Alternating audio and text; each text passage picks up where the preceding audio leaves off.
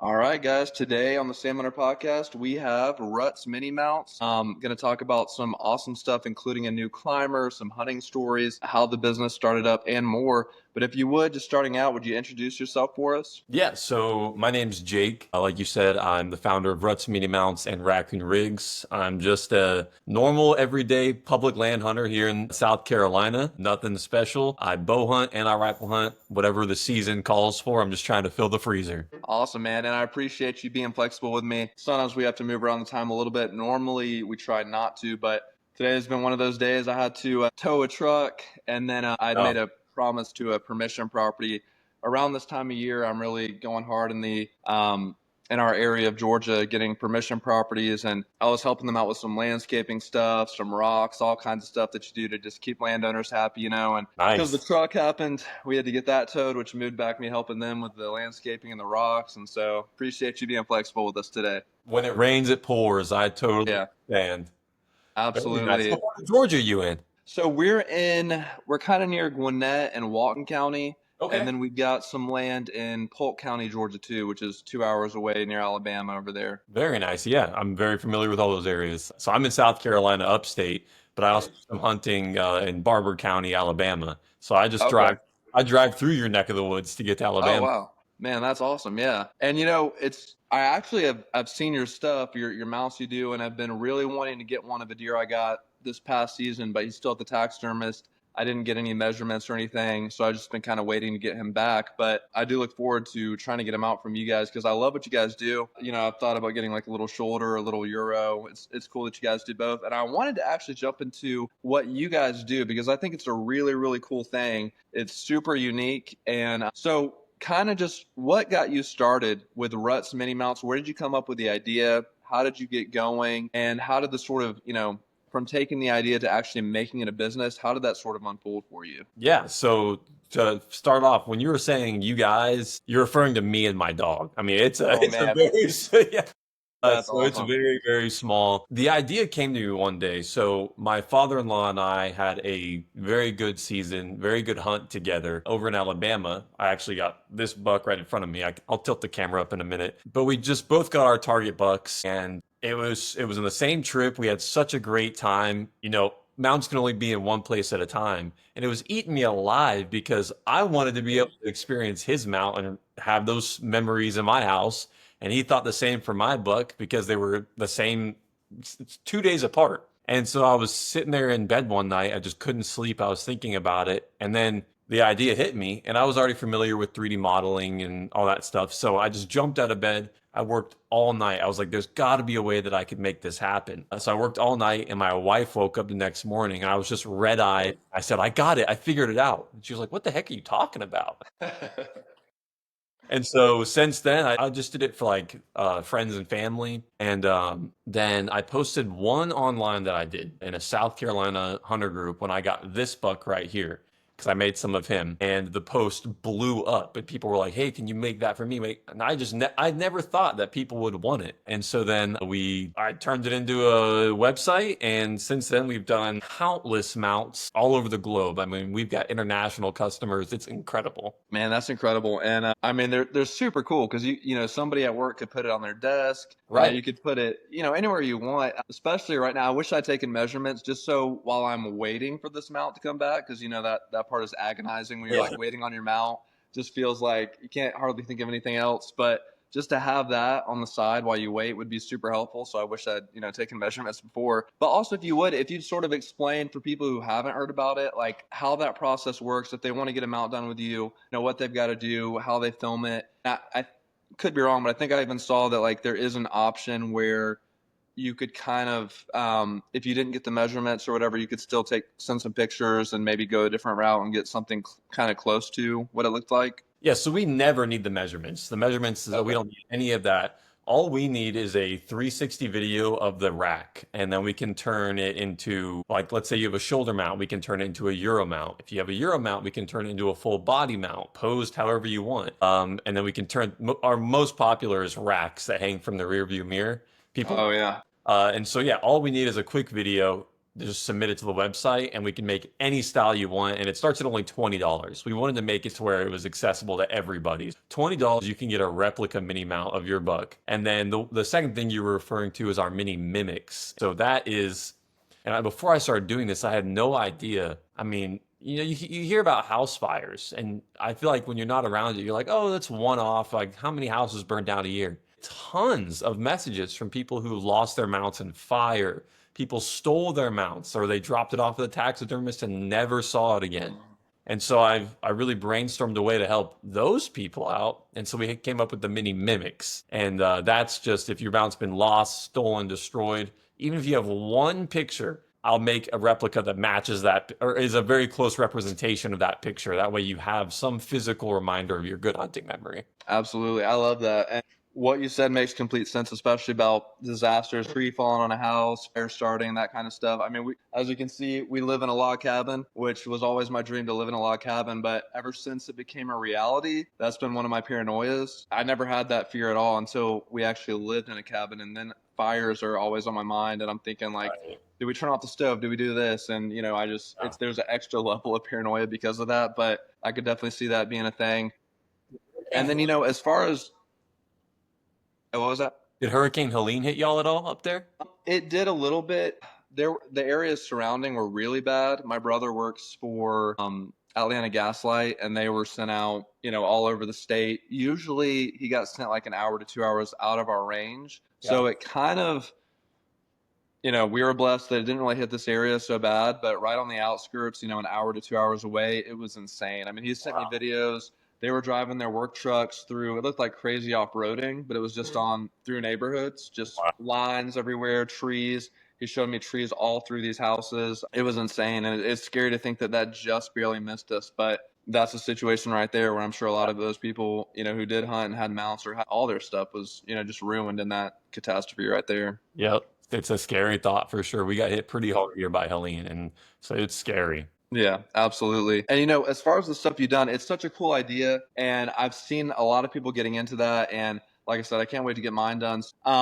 This is kind of a chance to, I guess, name drop a little bit. But what are some really cool people that you've done mounts for? Has anyone reached out to you in the hunting industry that's, maybe really big, like doing big stuff on whatever it is, YouTube, or just big following on Instagram that's had a cool mount made so far? Yeah, I mean, the cool part about mini mounts and what we do is please don't take this the wrong way, is it's not about the people, but it's about the animals. And sometimes like there'll be a guy in middle of nowhere Iowa that will send me the biggest deer I've ever seen in my life, and he's like, yeah, I got this one on a 3-day sit in the national forest right behind my house. And it's like, dude, this thing is a monster. And then you got some guys who, their whole entire life is hunting and they're pretty big online, but it's always about the animals. And my favorite, absolute best part of mini mounts is getting to know these animals and hearing the stories. Because you got to imagine, from my perspective, I get sent the video and then I have to go and model this animal to be exact. So I am getting to know this animal by the cracks and crevices. Right. I mean, when you're really in there, I can see the chipped tines. I'm like, man, I can see it. Every animal tells a story. And so when I'm in there with these animals, I hate to say it, but I forget about the person who sent me. I'm just like, man, this animal is so beautiful, so rugged. I had one guy, he sent me a Euro mount, and I guess the buck had gotten into a fight and a tine went straight through its skull. I mean, straight through. And I was able to model that. Wow. And I mean, just imagine sitting there looking at that, just imagining the fight that buck got in and all that stuff. So it's never really about the people, unfortunately. It's always about the animals on my end.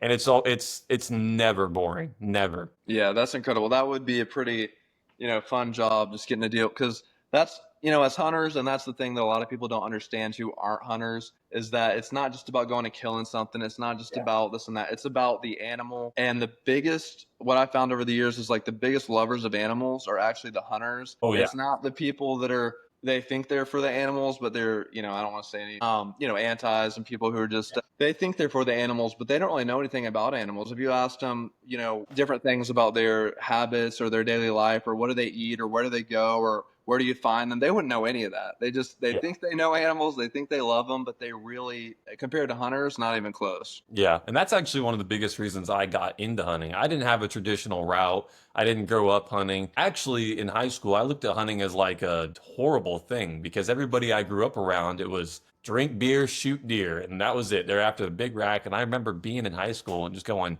gosh, these people are awful. And then later in life, I started getting more health conscious about food I was putting in my body, and I started looking into where my food came from, and I became appalled by factory farming. And so I looked at my wife and I was like, we can't continue to like get people to just go slaughter our food for us in these horrible conditions. I'm gonna go out and get it myself. So I taught myself to hunt. Well, I shouldn't say that. Steven Ranella, YouTube, all those people taught me how to hunt. And yeah, so and now I mean, it's the first time I ever harvested a deer, the emotions that just flooded me. And I sat there and I prayed over the deer and I thanked it a million times. And it's a whole different experience. And I don't think you could ever get that kind of respect and admiration for the animals without having to choose to participate in the food chain. Absolutely. Yeah. Steven Rinella, man, that guy, I'm telling you, my cousin took me on my first hunt, but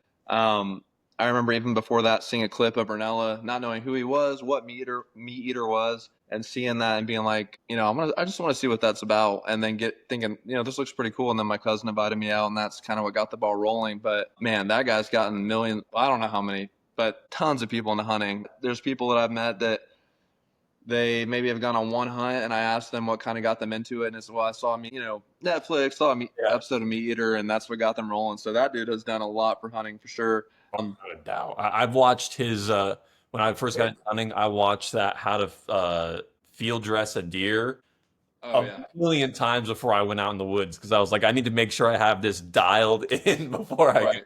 Yeah, he explains it so well, and I think he does a really, really great job of making that bridge. Like kind of like you said.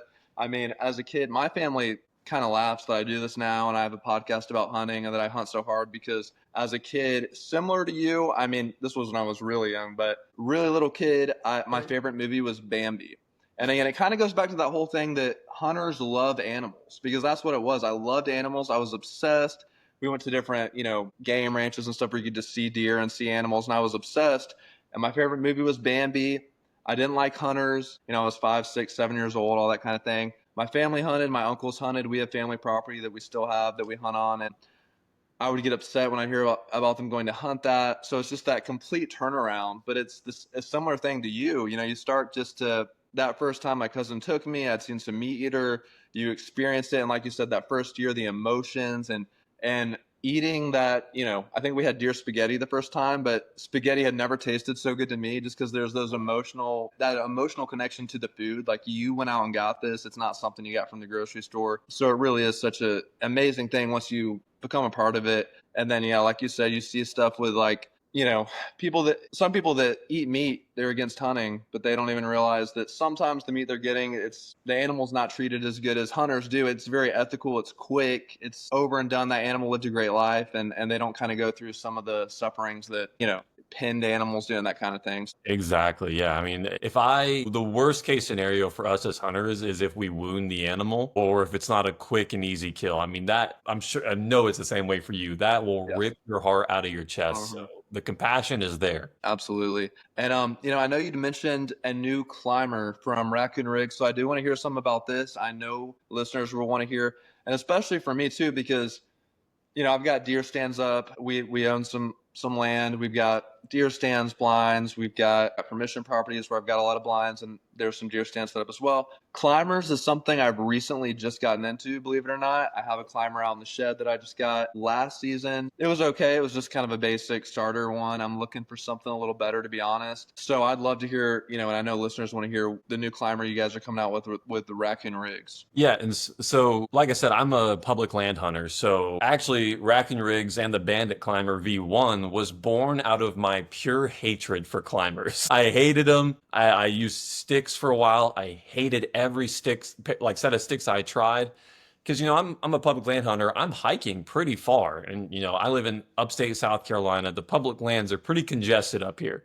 So if you want to get good deer or get to a good spot, you typically got to go pretty far sometimes. And I just felt like a turtle every time I was walking out with sticks strapped to my back or trying to use a climber. So I was like, there's got to be another way. And so after a lot of experimenting and making contraptions in my garage, I came up with the Bandit Climber, which is not like your traditional two-piece metal giant thing. It's a stealth climber. So it's only about this big, 22 inches long, weighs less than 3 pounds, and that plus your saddle and a tether is all you need to get up and down a tree. So Wow. really, your entire climbing situation could be less than 5 pounds. And so I made the Bandit Climber V1. We launched it last year, and I remember telling my wife, I was like, if we can sell like 10 of these things, that would be incredible. And so we actually went to the Mobile Hunter Expo in Dalton, Georgia, and I brought 25, sold out instantly. Wow. That's And so amazing. I was like, oh crap, like, okay, people are actually seeing, like, because that's all I used to hunt, even before I started selling them. And so I get home and I start cranking them out. And I'm working 24/7 making these things, and we're getting orders faster than I can make them. So I actually had to stop. I was like, okay, we cannot take any more orders. This will be like my entire, like, I need to sleep and eat still. Right. And so I was making them all out of my garage, the V1s, and they were good, but they weren't like my vision, you know? And so then seeing that they were successful and did well, we started manufacturing V2. And so V2 is beautiful. It's lighter and stuff. And so basically what the Bandit Climber is it's a thin platform that you stand on, and it's got a tethered rope that cinches around the tree. And so as you're tied on with your saddle to the tree, all you do is move your feet up, and then the Bandit Climber will raise up with your feet. You sit to the rope and you stand up, and every rep you're getting about, depending on your height, but you should be getting about 3 to 4 feet of elevation. That you'll fly up a tree. And so I actually posted a video online of me using the V1, and I got over 20 feet in about 2 minutes and a few seconds. And once you're up there, I mean, I got all my stuff on my back, you're ready to hunt. So you fly up the tree with these things, and they're dead quiet. They're easy to use. They're lightweight. And so to prove how quiet they were, I filmed a video of me in full gear, rifle, backpack, everything. And I filmed a video of me climbing up a tree with the Bandit Climber. And we actually put it on Rutt's mini mounts because it has a lot of followers. We said, hey, we'll do a giveaway. Anybody who can identify what this sound is in this video, you can have a free mini mount. We got about like 6,000 responses, and not one person guessed that it was me climbing a tree. That's a deer eating persimmons. That That's awesome. something walking down a game trail. And then we had a few people say that's a raccoon climbing a tree, which is Raccoon Rigs, which is why we named it Right. that. And Yeah. so it's dead silent, it's lightweight, it's faster than all the competition, and it's probably one of the most affordable climbing options on the market. That's incredible. Because I know for me, like the climber I've got out in the shed is the first one I've ever had. My brother and I, and my cousins, we've set up a lot of deer stands, blinds, things like that. But my cousin did have a climber that he loved, and met more and more people that use climbers. So decided to finally get one. I don't even remember which one I got. It's okay. I will say it's heavy as all get out. Like it is. Yep. It's a haul. Like when I took it to one of my permission properties, just really close to our house here last season, I remember like feeling like I was dying, clanking this thing across because it's a pretty big property I hunt there, and I had to cross a creek that's just like straight down and then straight back up, Oof. pretty deep water. And I mean, that's about the part I thought I was going to die. And coming out of the water, I remember wiping out a couple times. I hung some ropes just to help myself climb out, and I'm just like hanging on for dear life. This thing's holding me back, and I made so much noise. And I sweated so bad just getting to the spot that it was just like a wash. By the time I got there, I didn't feel like climbing a tree. I just wanted to turn around and go. But I remember climbing up, and it was just, I didn't see anything that day. And normally I always see deer at this property. So this already sounds incredible, especially when you said the weight, like less than 5 pounds or somewhere around there. Well, Because the climber itself is 3 pounds. So wow. everything you need to climb a tree, you're looking at less than 5 pounds. See, that's incredible because I don't know how much weight I was carrying, but I'm telling you, it was bad. I mean, I think I wiped out once or twice, almost a lot more, because just going straight down a ditch into a steep creek and then back out with all the stuff I was carrying, that sounds incredible. Just to have something like that. This year, actually recently, I think within the past week, I went back this one property I hunt and I asked permissions like on the backside of the property, people that have smaller properties. And I just asked them, can I just have permission to just access through your yard? I hunt this property behind you. It's got all these acres. You know, I know you don't have much, but can I just like cross through your yard so I'm not like, because I told them I'm wiping out in the creek behind you multiple times every time I go hunt. And there's some big deer back here, but I cannot get back here without blowing everything out. And there's one deer I've been after for, this will be the 4th year. Wow. And he's, I don't know how old he is now. I think he's going to be 6.5 to 7.5. And he has just killed me for the past 4 years. I'm thinking this may be the nail in the coffin, maybe to get through this access, you know, permission going behind everything. And so somebody was nice enough to say yes. Awesome. But still, I would still love to get it, you know, look into that climber and look into something that's just easy, because that was, after that experience, I remember I had the climber over there and I just left it there. And then I ended up taking it back at the end of the season and just thinking, I don't know what I'm going to do with this thing. Like, I just put up more blinds and more deer stands. I was like, I don't know about this climber thing, but something light like that, that's something I know a lot of people, especially if you bought a climber like me that weighs a ton, it's clanking around, making so much noise. And you're just like, why am I, like, what is happening right now? That, what you made sounds like a perfect option. Yeah, and see, that's the same problem I had with climbers. It's just so heavy, so clunky, and you make so much noise. And don't get me wrong, there's people out there who've been using climbers for years, yeah. and they're probably the super silent, stealthy monsters when it comes to that. But for me and most of the people I've met, they're awful. And then with sticks, I hated them so much too because they also made a lot of noise. And it's, I shouldn't say it's so much work, but when every second counts and you're trying to be dead silent, it is a lot of work. Putting the stick on, reaching around, latching a stick, climbing up, putting another one on. And so with the Bandit Climber, you put it on at the base of the tree and it never comes off. It goes up with you the whole way. And so your feet never leave it. It's never coming off the tree. You're never having to reach back around the tree. It's just, let me just put it like this. We had a ton of people get the V1, and not one person that we've asked has gone back to what they were using before. They were like, why would I? This thing is lighter, faster, easier, quieter. It just makes sense. And then this new one, the V2 that we're coming out with, it's lighter, faster, easier, and looks better than the V1. So it's just, I'm so excited. We get probably, I want to say 5 to 10 emails a day of people asking when they're going to come back out. Man, and you know, I got to ask, I was just thinking,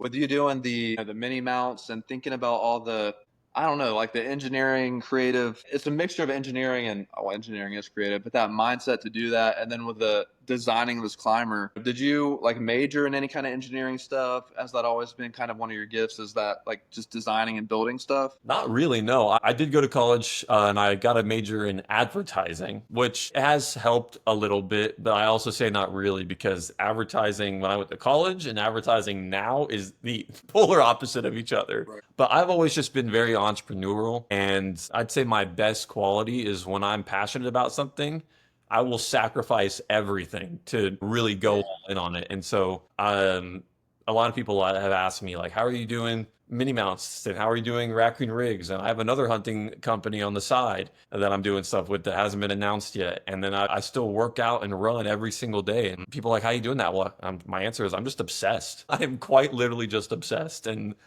I probably won't stop until the wheels fall off. Absolutely. I love that. That's, man, yeah, I definitely understand that. I feel like for me lately, especially in the past couple of years, it's become about, especially in this area where I'm at, like asking permission properties. Like I said, we own some hunting land. It's way out, super country area. It's great. There's some really big bucks, but it's so tough to hunt, especially with access type things. But lately, kind of looking in my own area, just because I'm married, I've got kids, and I was going off driving to our hunting land 2 hours away, staying for the weekend, doing that throughout the year so often it's tough, and I still do it, but slowly realizing there's a big deer right around me. I mean, in my yard and right at the neighbors and right over here at that neighbor. And like, there's monsters. All I had to do was get out of my comfort zone and start asking. And once I figured that out, the past couple of years, things have started to change very quickly. This year, I went a little bit crazier with it and asked around all kinds of local areas, and I got a lot more permissions, which is great. But, you know, that leads to, crap, now I got to get more cameras. That big sign I was putting out, times that by 5, 6, 7, 8, whatever, as many properties as you're getting. So it's the passion's great, but you definitely start realizing the work you're adding to yourself is growing too. But that's been great. But as far as I know, you do a lot of public land hunting, and so for a lot of listeners and for me too, there's a lot I can learn from that. I do hunt some public lands, especially duck hunting. There's some private ones we have too for duck hunting, but how I got my start was really going to public land and just kind of scouting it out, kind of stumbling upon some stuff. For deer hunting, I've done some of that, but I've not been as successful as like with duck hunting or other things. So for you, when you're scouting and you said South Carolina. So when you're scouting, and I have a buddy who he lives here in Georgia, but he has cousins in South Carolina. I think their family owns a big timber company. And so he's shown me they've killed some monsters in that South Carolina, North Carolina area. Oh yeah. So what is when you're out there scouting in South Carolina, Southeast, this whole area, what are you looking for? We just had somebody on last podcast who he's a big public land Alabama hunter. He talked about what he looks for. When I go out, I'm super ADD. I'm seeing creeks. I'm looking for the basic things, but I love getting more into what people who have been successful on public for years and years. What do you look for? Yeah, so first things first is I e-scout like no other. I'll hop on Onyx and I am zooming in. And when I'm on Onyx, I'm looking for hardwoods. I'm looking for oaks. I'm looking for food sources, especially here in South Carolina. I feel like, a very fruitful acorn tree is going to attract big deer. And so what I typically do in my process is I get on Onyx, I look for hardwoods, and I typically look for them a bit further away from roads and accesses because I just feel like no one else is going to be going there. And so once I've pinned up a few big oak flats surrounded by pines, especially if they've got a water source nearby, I'm going in there. Here's where I can be a little controversial. My buddy makes fun of me for this. You take into account game trails, you take into account rubs, you take a lot of stuff. If I see a big scrape, I am hunting over it. Every time, no matter what, I don't care where it is. It could be 10 feet from the road. It could be 10 miles from the road. If I see a big, fresh scrape that's getting worked, I'm throwing a camera over it and I'm hunting directly over it. And using that method, I have been pretty successful. I've gotten big bucks. I've gotten a lot of freezer. And so even my buddies on days where it's like, he'll be like, you can't hunt that spot. The wind's blowing right into it. I do not care. Like, I feel like if I'm quiet enough and I get high enough, if I'm sitting over a nice scrape, it doesn't matter. And so this buck right here, I hunted over his scrape. He walked dead into my wind and I shot him. I mean, he was walking right towards me and it didn't even matter. And of course the rut plays into that stuff, but that's my main tactics. I'm on Onyx. I'm looking for hardwoods and good environments. I'm going and checking the acorns on the trees and I'm looking for scrapes. And if all of those things match up, I'm pretty confident I'm going to have a successful season. Yeah, and scrapes is that's just a whole world of conversation right there. And for me, especially on the private land pieces, in Georgia, I'm not sure what it's like in South Carolina, but in Georgia, we can bait, at least for now. And, as far as private properties, of course, I'm doing that. I'm kind of drawing them in, seeing where they're coming from. Lately, in the past couple of years with scrapes, I've always been big at like making mock scrapes, and I do bring some big deer to it. But every now and then I'm walking those lines where I've made mock scrapes and I'll see, especially that late October, early November, a scrape, a real one that just popped up. And then finally, the last couple of years, I've been kind of diverting my attention, throwing cameras on that. And I had some crazy things the past couple of years where like I throw a camera on a scrape that just happened, big buck comes through. A lot of it is at night, but even, the past couple of years had them come right through the middle of the day. I remember one day I hunted like from sunup all the way through like 12 or 1. And then I just ran home like to grab some lunch real quick and I was going to go out and hunt the rest of the day. Came home and had lunch, checked my camera. Of course, he comes through right then. I'd been rattling pretty heavy that day, but he walked right through that scrape where I just hung the camera. And I'm like, are you kidding me? So I remember I cut lunch short. I'm like, babe, I'm sorry, I got to go. I just like ran right back out there, waited till dark. He didn't come back. But so scrapes is kind of a new experimental thing for me. But in your experience, like when you're looking at a scrape, are they mainly coming at dark and there's those few instances where they come in the day, but you're just kind of waiting it out? Or by the scrape and by other sign, can you kind of tell which ones they're hitting more in the day? What are you sort of focusing on when you do find a good scrape? So if I see a scrape, I'm putting a camera up over it every time. And what I've found is the most successful scrapes not only have the target buck hitting it, but does are routinely walking over it. And so if I put I had a scrape. I've got an area that gets scraped heavily. The scrapes move obviously, but he's been my target buck for 3 years now, and he's evaded me every year. This last year I had my crosshairs on him, but it wasn't a good shot, so I didn't take it, and it daggered to the heart. Yeah. He's a double drop tine public land buck. I mean, Oh man. a unicorn. Yeah.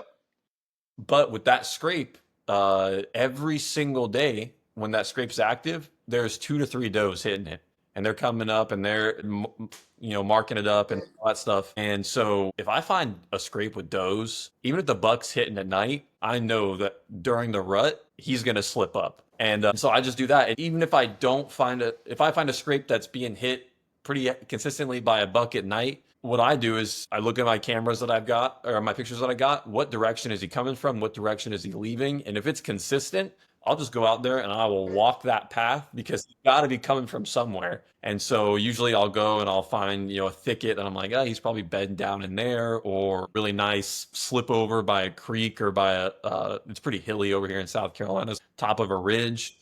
And so I'll go up to 150 yards away from the scrape in the direction that I know he's walking from and climb up real high. I'm talking 30 feet climb and just look over everything. And so, like I said, I'm a big scrape hunter. I mean, they are my golden egg. And so if I see a good one and if it's active and it's getting hit by does and if it's getting hit by a buck pretty consistently, and God bless cameras because that's how I decide everything. I will pretty much always find success over them. Absolutely. And do you do a lot of making mock scrapes as well, or do you just kind of focus on the real deal? Yeah, I've never made a single mock scrape in my life. I've peed in a few scrapes that were already there, but yeah, I've never made a mock scrape. No. Yeah, man, that's incredible. And I know you said primarily South Carolina. I know you said you passed through Georgia, you hunted Alabama. Do you hunt some Georgia areas as well? No, I can only afford one out of state tag, so I hunt I now. got you. Yeah. My wife has some land out there, so 1 week out of the year, me, my father-in-law, my brother-in-law, and my best friend, we just have a boys' week and we go hunt their property in Alabama. That's awesome. And just hunting similar landscapes to you, hunting here in Georgia. I've gone and hunted Tennessee. I've got some buddies that live there. They actually used to live here and they moved out there, got a lot of land and beautiful stuff out there. Very similar terrain, this whole southeast area is. Yeah. And then we've got some really good friends in Florida. We turkey hunted with them at their new property this past season. We haven't deer hunted there yet. But for Florida, I mean, they're getting some pretty big bucks on camera. They happen to be in one of those hot spots of Florida where the biggest bucks in Florida are getting shot. So they got a really good piece. But besides Florida, because I would say that's a whole other world. Yeah. I mean, the landscape it feels like you're in Jurassic Park or something, even turkey hunting. But as far as the other stuff, Georgia, Tennessee, South Carolina, Alabama, it all feels like very similar landscape. And so I know for me, I've got these places where I'm already looking. I want to draw tags. I want to go out west. I want to hit Texas, Kansas, Ohio, all these places. But being in a similar situation where you hunt similar terrain to me, where are some of the places you're wanting to get out to and deer hunt? All of them? Is that an answer? Right. I mean, yeah, I love white-tailed deer. I would love to experience it. And like I said, doing mini mounts, I see white-tailed deer from all over the country. And I have guys sitting in there like, oh, yeah, I didn't want to shoot this one. But he was a smaller buck, and he just is a monster compared to South Carolina deer. I'm like, I want to be where you are. If that's a small deer, I don't want to see a big deer to you. And so pretty much everywhere, dude. I mean, I would take everywhere. I'm born in Utah. I grew up in Utah and Florida, and then we moved to South Carolina. And so I regret more than anything. Like I said, I got into hunting late. I wasn't around hunters. Man, when I was a Utah resident, I wish I would have had my same mindset now and passions, because getting out in Utah and going after their big game, could you imagine? I mean, I had people send in mini mounts, and I follow people online who hunt in Utah, and I'm just like, goodness, especially on a slow day when you're hunting and you're up in the saddle. I'm 30 feet up a tree. The wind's swirling. It's just been a bad day. You inevitably pull out your phone, and I'll see some guy sitting on the ridge of the Rocky Mountains sighting deer, and I'm just surrounded by thorns and thickets. Right. I mean, come on, that sounds so nice. The answer is everywhere. I want to, you know, 15-year, 20-year goal is to be able to hunt a lot of big game, a lot of places. I want to, you know, notch an elk off the belt. Oh yeah.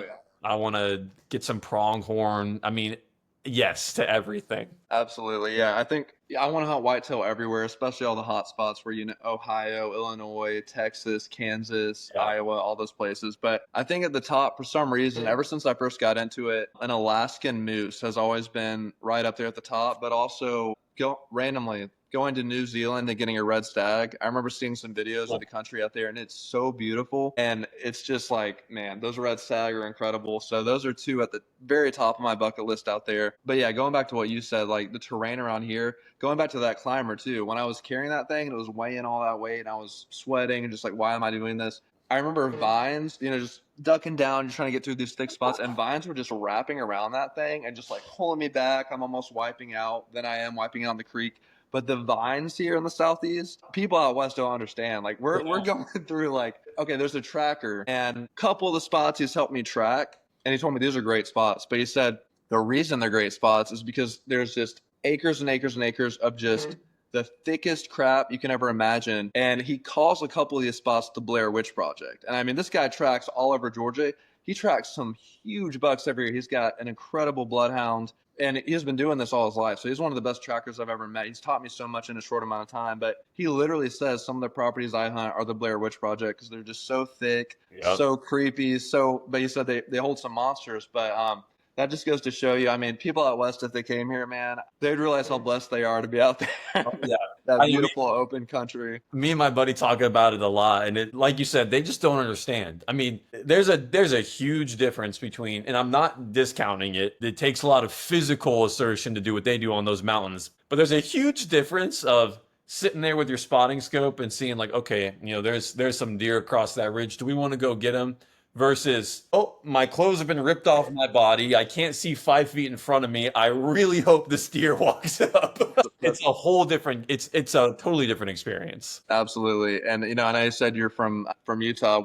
I haven't hunted there. I would love to, but we did several years ago. We took a trip out. My first time there, we actually took my old two-door Jeep Wrangler. We threw the kids in there, my wife and I. We packed a bunch of stuff, tents, all this camping stuff, and a little two-door TJ.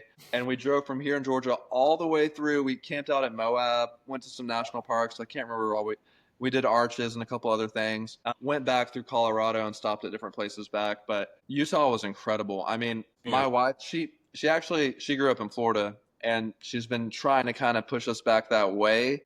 But I think we've kind of settled on in the future, South Georgia maybe on the radar. But I don't know if I can go all the way to Florida. But she did say Utah is one of the places she could actually see. She just loved it. It's I awesome. don't know what exactly it was about it. I think just the days are hot, but they're not humid, which is Yep. incredible because the humidity here sucks, so you know. And then they're not humid, and then the nights are really cool. And something about those red rocks, and like Utah is just like Florida. Florida is its own world. It's like Jurassic Park, but Utah is definitely its own thing too. We've never seen anything like that Yeah, before. it's absolutely beautiful. It's really hard growing up there and then leaving and then realizing after I've left what I'm missing out on and what I had. I get homesick so often. I tell my wife all the time, I'm like, we might need to take a flight to Utah. I gotta get it. I gotta breathe the air again and touch the grass there again to get back to my roots a little bit. I love it there. Absolutely. I definitely get that. And we've gone to Colorado a couple times. Something about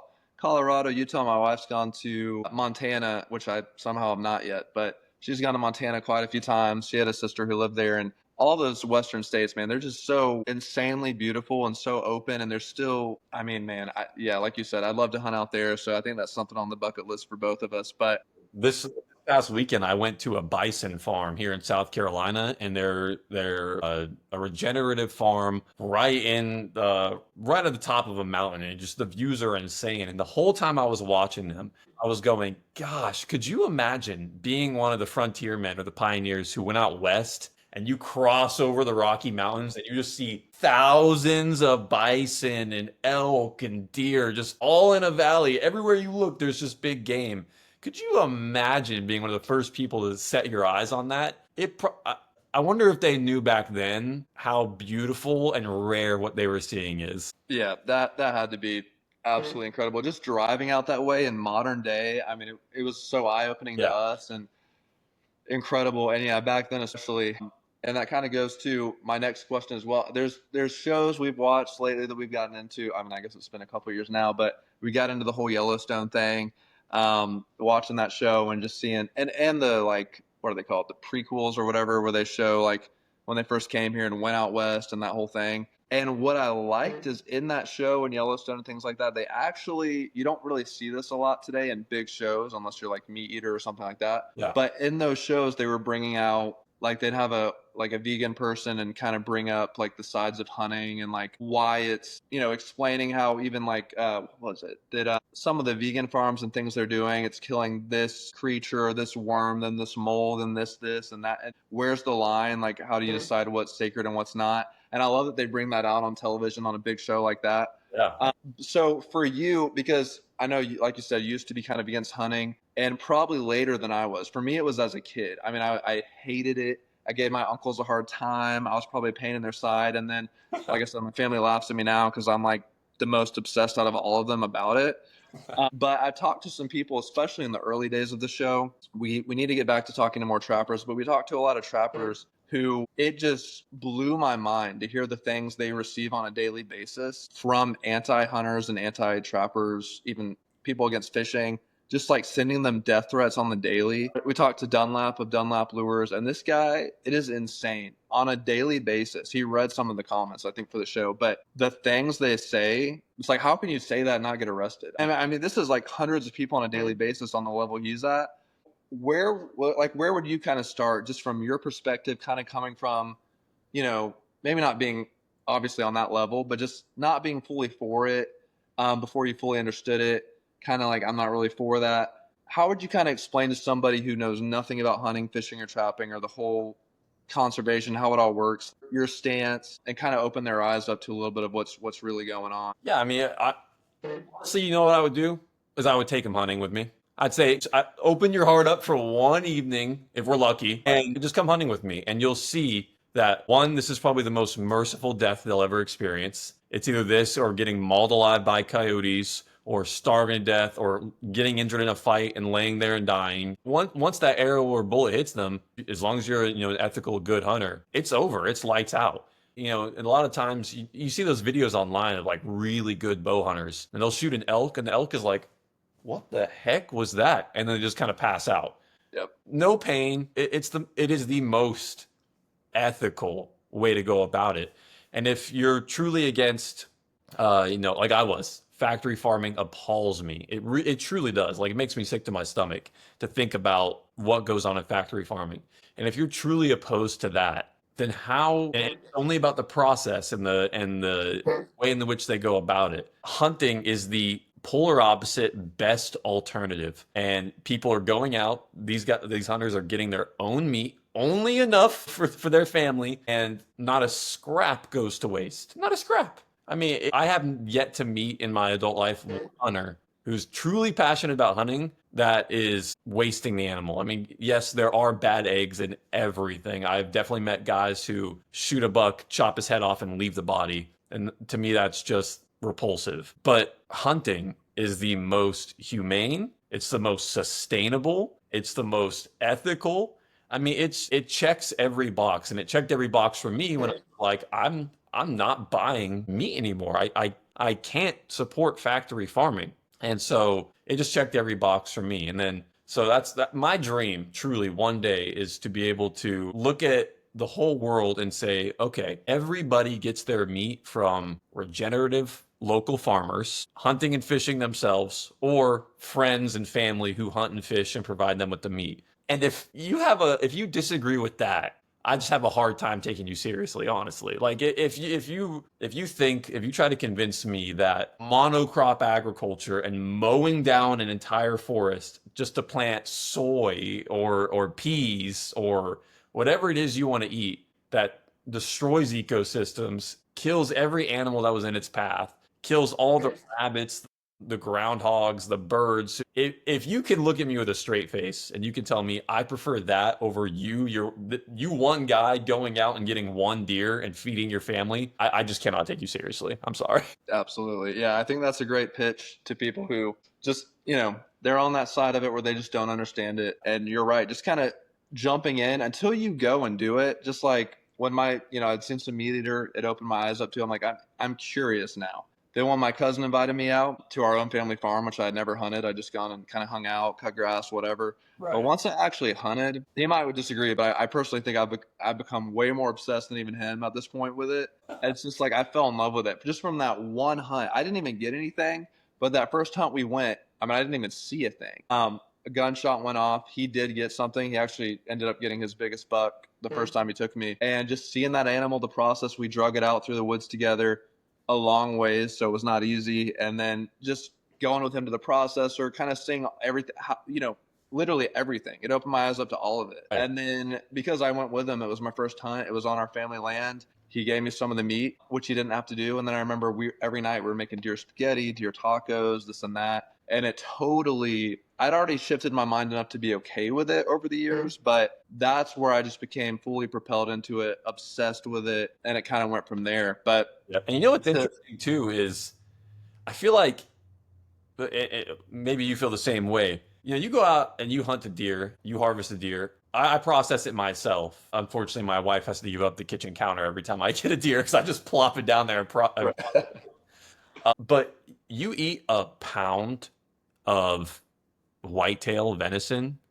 You can't tell me you don't feel like you just ate rocket fuel. I mean, it feels so light in your stomach. You feel so energized. Whereas you go eat a factory farmed pig, and you feel like a factory farmed pig afterwards. And so that's another thing too. It's like, if I could really get someone who disagrees, I'd be like, please come hunting with me.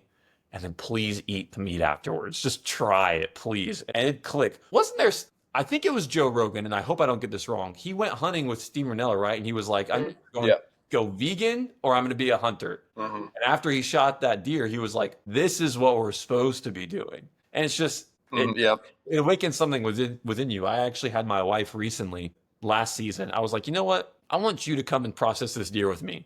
She's like, oh, no, no, no, no, no. I was like, no, you need to see where your meat's coming from. You need to experience the whole process. And so I plopped this deer on the counter and I had her start helping me process it. The first 15 minutes, she's with the knife and like barely touching it. And as the time goes on, I'm watching her out of the corner of my eye and she's getting more into it. About an hour into it, she's like in there getting it. And she's like, I'm salivating, so hungry. I'm like, because this is what we're supposed to do. I mean, our brains are wired for this right here. If you get someone into it and they're truly willing to open their mind, I think a lot of people would come around. Yeah, no, and that's awesome. That's a cool story with your wife because, like I said, I went with my cousin that processor. It just so happens that near our home we've got 2 or 3 really close by, which is kind of surprising for this area, but we do, and they're actually pretty good. So I've mainly done that. But this past season, we went to our buddy's property in Tennessee, and they actually showed us. We went deer hunting. They showed us how to actually break down the whole deer and do it ourselves so we would know. And that was an incredible process. And it was like bonding too, just being in the kitchen, all of us together, me and my wife, him and his wife. We had the kids and we were kind of showing them a little bit, but they were mainly showing us like how to break down every single part of it. And they had all the different grinders and the stuff, and it was really, really cool and an enjoyable process. A lot of work, but it didn't feel like work because we're just hanging out, talking. It just felt like a party, honestly, just processing this deer together. So it was a really, really cool experience. And there is something to that. Like, it's great when you finally, and some places don't have a good processor. We did go to one place when I had first started that was awful. Like, I remember, fortunately we didn't get sick. So at least that part was good. But like, there was, you're going to have some hair and stuff, but this was like caked in hair everywhere. And my wife was just, her being new to it too, like, what is this? And then the processor, like right down the road from them, did it perfectly. Like, you couldn't even find a hair in that. So it also depends. But that's the thing too. When you do it yourself, you really, how clean it is, how good it is all on you. So that's another good point to that. Exactly. Yep. And that's why I do it. It just feels right to me. When I harvest a deer, I'm with it in its last moment of life, and I'm with it the entire way. And like I said, every time I shoot a deer, I get down and I pray over it. I thank it so much. I'm petting it. If I take a doe for meat, I'm fixing her hair and like making sure she looks all pretty and stuff. It truly is like we respect these animals so much. Like I truly love white-tailed deer. People make fun of me because I'll see, I'll see them on the side of the road. I'm like, oh my gosh, so beautiful. Like what an awesome animal. Or I'll see fawns. I'm like, oh, it's so cute. I just want to like scratch its head. And then my neighbors will be like, but you want to shoot it too? Like you want to murder it? I'm like, well, yes, but like not now, not at this moment. Right. Yeah, it's a hard thing to explain. I'm right there with you. Like my wife and I will be on the back porch, and we live in a good area where deer do come through, and so we'll have fawns like right off our back porch, and we're just watching them. She's a photographer, and she'll have her camera taking these awesome photos of these deer, and we're just like in awe of them. From somebody who just doesn't understand. Like we love these deer so much, but yeah, we do hunt them. But it's just like you said, until you go out and do it and just experience it, it will. If somebody really truly wants to know and to understand, like not just complain about it, but actually to understand, all they have to do is go hunt Yep. even a little bit, and it will sink in, like it will click. But it's one of those things, like a lot of things in life, you have to go do it, or you are never going to get it. Exactly. And like I said, I want them to come hunting with me because I do have standards. I'm not just shooting anything that walks by. I have my buddy made fun of me for it because I'm like, if it's too small of a doe, not touching it. If it's a doe and I think there's a fawn nearby, not touching it. If it's a young buck, I'm not touching it. I'm going after mature does and mature bucks only. And if I can't get that, well, then that's my fault. Yeah, and I've been in the same boat, and it's not even like, for me, it's not even a set rule I made. Like I'm not going to shoot a doe with a fawn, but I've just never done it. And I've had so many instances where we do need some more meat in the freezer, and I'll have this doe come out, pretty big doe. I'm like, here we go, and then I'll see a fawn behind it, or vice versa, and I've just always elected to pass. It's just one of those things, and usually it's ended up working out. Like something will come up afterwards or whatever. But I think that again just speaks to like how much we love these animals as hunters. But to close out, I just want to hear, being in South Carolina, I've seen some really awesome bucks taken in South Carolina from my buddy who, again, he lives here, but his family's in the timber company. They were, live out there, and seen some cool animals taken out there. I want to hear like your top hunting story. For me, I know every experience in the woods is incredible. Sometimes it's the small things. You see a really cool hawk dive down and get a squirrel, or just something cool happen. But the deer that I want to get you guys to do a mini amount of when I finally get it back, that was probably my coolest story this past season. I won't go into the whole thing because I think I've talked about it before, but it was just one of those things where, the permission property I went to get that one, there's some big woods behind there, but the people are always, the people that I hunt their land and some of the neighbors are always tinkering or working on something outdoors, which is really cool. Like the people have chickens, that I hunt their property. And so they're always out there feeding the chickens, doing something. I think they just gotten goats. And so they're doing a lot with them. The neighbors were tinkering on some cars and stuff like that. So there's a lot of noise sometimes. And I remember when I was hunting this buck, it was absolutely quiet. And, it was this crazy thing where like I had 3 big bucks in front of me on opening day at Bow in Georgia, which was insane. But it was also, like you said, the hurricane that happened. Yeah. Normally September, first day of bow for us, it's like 90 degrees. You're sweating. Like you get in the blind, you're already covered in sweat just walking out there. But that day, temperatures dropped. I remember something was hitting Florida, the hurricane and everything. Temperatures dropped here. We had a light drizzle, and it dropped. I don't remember what it was exactly, but instead of 90, it dropped to like maybe high 50s, something. It was a drastic, crazy thing. And then the, cool rain. It wasn't hard rain, just a light drizzle. As soon as that broke, like that light drizzle kind of broke to barely a drizzle at all, deer started coming out. And I remember these 3 bucks came out. One came within 5 yards of the blind. I just happened to have the perfect wind blowing in my face, which normally for that area is not the case. But I didn't care. I was going to go for it anyway. But being on the ground, I am thankful that it was right in my face that day. But a pretty big buck that I decided was on the hit list was there. It was a good 8-pointer. And then the number 1 buck I had for that property did come up behind. And so I'm like, I'm going to chance it. I'm going to see if he comes in. So I had this buck 5 yards from my face. I mean, I felt like I wouldn't have quite reached him, but I felt like I could have reached out the blind and almost grabbed him. Wow. I'm like, this is like right there for you. But I was like, that's the number 1. Like, I'm going to take a chance and wait, see what happens. And sure enough, as soon as he came out, started kind of feeding around, the other buck got comfortable, but he's smart. He made sure the other 2 bucks, and they were sniffing and putting their noses up in the air. As soon as they started eating and they were cool, he came in. And then I remember what made this hunt so cool for me was like, the neighbors, and they were kind of working. They came out, did some stuff with the chickens, so they start making a little noise, and then their neighbors start working on some cars. I'm like, are you kidding me? Like right now? And these bucks, like their heads just all jerk up. 3 buck heads jerk up in my direction. I'm like, here we go. And it hit me in a split moment, like maybe, just maybe they're used to this, because I'm like, wait a minute, these people do this every day. Their chickens are out there. This guy is always working on a car out here. Like maybe they're going to be okay. And sure enough, they look, heads go right back down. They're feeding, they're doing their thing. I'm like, not only am I good, I'm better than good. Like they think this is, if they weren't doing this, they'd probably be more foul. So that all hit me in a moment. I'm like, we're good. The only problem was I didn't expect them to come out that early. I thought it'd be like last light, but it was right in the middle of the day just because of the temperature dropping and everything. Wow. So I had to open the blind windows while they were like 5 to 10 yards in front of me. That was probably the most stressful moment I've ever had in all my time hunting, because I would slip up the blind window like half an inch, bam, 3 heads are back up. Oof. I just freeze, count to 30 seconds, whatever, the heads go back down, push the bottom down half an inch, same thing. This happened 3 or 4 times, and finally I'm like, I don't think I'm getting away with that too many more times. So just shot through the tiny little window I had. I actually I still have the cut in the blind. I love it that it's there now, but it cut through part of the blind that I just hadn't opened far enough, and went straight through, got that deer. Wow. The one that hopefully I'll be sending to you when I get it back. But so that for me was my coolest hunting story. I've had some cool ones in the big woods as well, but just being in a more urban setting for that one, it was really, really cool, that just realizing, oh, they're cool. In fact, this stuff behind me that I thought was going to like screw me over, I think that just saved me.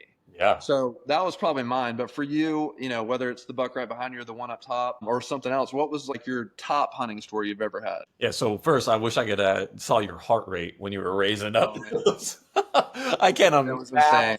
But yeah, it's actually, so this guy right here, his name is Bandit. I named the Bandit Climber. I love that. Him, or him after the Bandit Climber, whichever one you want to say. But his story is a long story. I won't bore you with it, but it involves absolute chaos and mayhem before and after. And so we were in Alabama. My dog ate rat poison. And so my wife had to go to Florida with her father-in-law, who's a vet. And so I drove back from Alabama alone, got back real late, and I had been watching this buck for a while.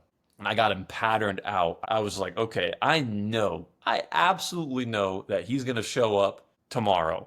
And so I'm on no sleep. I text my buddy and I'm like, hey, he's showing up tomorrow. He's going down. I was like, I'm going to get him tomorrow. I guarantee it. Like I was so cocky and confident. It was ridiculous. And so my buddy, we share all our cameras. We share all our hunting things. We share an OnX account. I mean, we see each other's pins. And so he was like, well, I'm going to go hunt in the morning then to try to get him. And wow. He's my best friend. And so, if anybody's going to get him, that's not me. I'd want it to be him, but still it was like a dagger to the heart. I was like, he's like, that cool? I'm like, yeah, that's cool. And I spent the whole morning pouting. I mean, just pouting, waiting to get a text. And so I get a text from him and he's like, nothing. He's like, I blew out the spot, or I had 2 does blow at me. Wind was terrible, blah, blah, blah, blah. And I think he said he peed off of off the tree too. And I was sitting there, I was like, I was so upset. So I'm sitting there on the couch and I'm pouting and I'm like, you know what? I'm not going to kill him sitting here on the couch. Like, whatever. I'm going to go out there and I'm just going to get it done. And it's an hour drive to that spot. And so I get in the car, I'm pouting the whole way. And so I decided late. So I get to the spot and I get up and I'm fully set up in the tree at about 5 p.m., which is just, usually I'm up there, like, I try to be in the tree by like 3 at the latest. I get it. When I hunt in the mornings, I'm in super early. When I hunt the nights, I'm in super early. I get up the tree about 5:15. He walks straight into my wind and I drop him. I couldn't believe it. I was sitting there again. I'm still pouting in the tree. I'm like, I am this bitter, like I'm acting like a toddler up there. And so I'm leaning back in my saddle. It was rifle season, so I had my rifle hung up on the tree, and I just see his rack come up over the hill, and I'm like, holy crap! And like I said, I was sitting right on top of his scrape. The tree that I was on, its root ball was on the scrape, and so I'm like, holy crap. So I was using just the Bandit Climber. I was just standing on it. So I just rotated around the tree real quick, put it up on him, and the path he was taking, he came up and he gave me full broadside, and I was like, are you kidding me right now? Yeah. I hit him, he dropped. I mean, just completely buckled, and then it was on a pretty steep hill. So he rolled about, I'd say 20, 30 yards down the hill. So I'm like that deer was meant to be mine. I'm Oh yeah, for sure. the spot tracked him up like he was meant to be mine. So I'm through the roof. I text my buddy. I'm like, he's down. I go down there. I take pictures. I tell him how thankful I am for him. I'm praying over him. And I look up the hill that I have to, have to drag him out. I'm like, oh my gosh, like I'm alone out here. And so keep in mind, the night before I drove him back from Alabama, I got maybe like an hour of sleep. I was exhausted. And so I'm dragging, he's got a pretty big public land, South Carolina rack. I mean, I don't measure my deer, so I'm not sure exactly what he is, but he weighed every bit of 200 pounds plus. Yeah. Huge. And so I'm dragging him out by myself. I get about halfway up this hill. I set him up against the tree and I laid up against him and I said, we're both dying out here because I cannot go another step. It was exhausting. Obviously, I got him out of there, but he made me work for it. And so he is my absolute, he's my prized deer. I love him to death. He is just a great story, great memory, and just all around. I love this deer. And he tasted incredible. His back strap, he was huge. His back straps were the biggest back straps I'd ever seen. And the day that I got him, or the day after, I cooked up one of those back straps, a whole back strap, and I ate the whole thing by myself. I was like, hey, you earned it. You earned it. That's the way to do it. Meal. It was wonderful. So yeah, I love that deer. And so actually the deer that I was telling you earlier, the double drop time buck, that deer, the double drop time, I named him Elder. He took over his area after I killed him. Nice. So after I harvested him, Elder showed up on cam about 2.5 months later, and I was like, what the heck is that? Right. So I've been chasing Elder ever since. One last story. Hopefully I'm not taking you.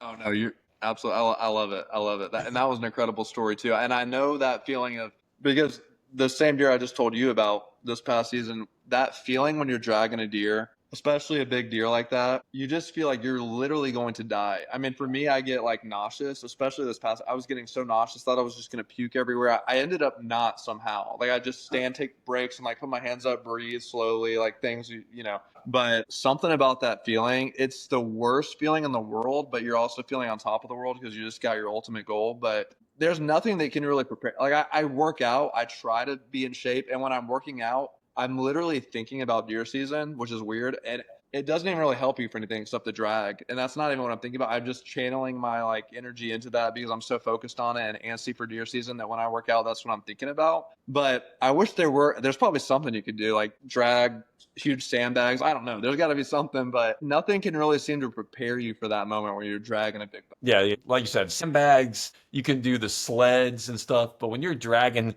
dead weight and antlers that get snagged on every briar bush, that is a whole different type of workout. I work out and run pretty much daily, and I'm still dying every time I drag out a deer.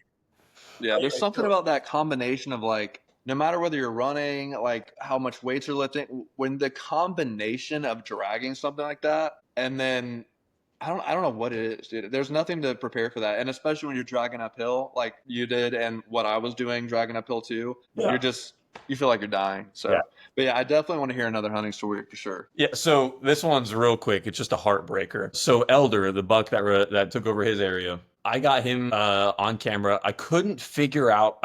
He was so erratic, and I think it's because he kind of adopted that area. So he probably wasn't like really staying or maining in this area at all. But I kept getting him on camera. And so after Hurricane Helene hit, the access road to get to that area where I hunted got closed off 4 miles away from where I would start to walk into the woods to go get him.